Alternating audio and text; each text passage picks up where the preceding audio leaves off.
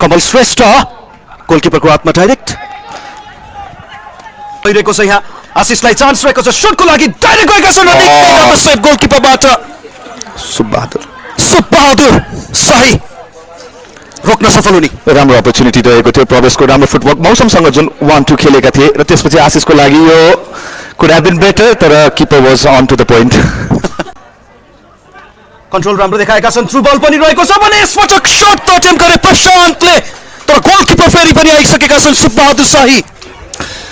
राम्रो बिल्डअप रहेको थियो, आशिष थापागाईबाट सुरु भएको राइट फ्ल्याङ्कमा प्रवेशले राम्रो रन लिएका थिए र यो राम्रो रिड पनि रहेको थियो, पावर प्रिसिसन एक्युरेट रहेको थियो। फेरि पनि फिरेको छ यसपटक प्रवेश आएका थिए सेन्टर फरवार्ड पोजिसनमा, आशिष थापागाईको शट निकै नै राम्रो सेभ यो गोलकिपरबाट सुबहादुर शाहीको आउटस्ट्यान्डिङ।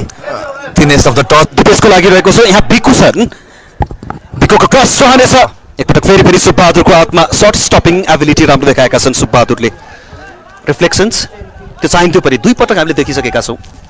यस फर्स्ट हाफमा पनि आशिषको त्यो कर्लर अटेम्प्टलाई इजिली क्लियर गरेका थिए भने यहाँ सर्भाइभ गर्नुपर्नेछ काक्रे बिहार, किनकि तेस्रो गोलको खोजीमा आशिष क्या सेभ थियो यो। फेरि पनि गोलकिपर आज सुबहादुर शाही हुँदैन थिए भने काक्रे बिहार सायद यो स्कोर लाइन धेरै हुन सक्थ्यो अहिलेसम्म। कमल गएका छन्, डाइरेक्ट अर्को एकपटक सुबहादुर शाही गोलकिपर नै बाधक बनेका छन्, डाइरेक्ट गएका थिए, ग्राउन्ड बलमा गएनन् उनी।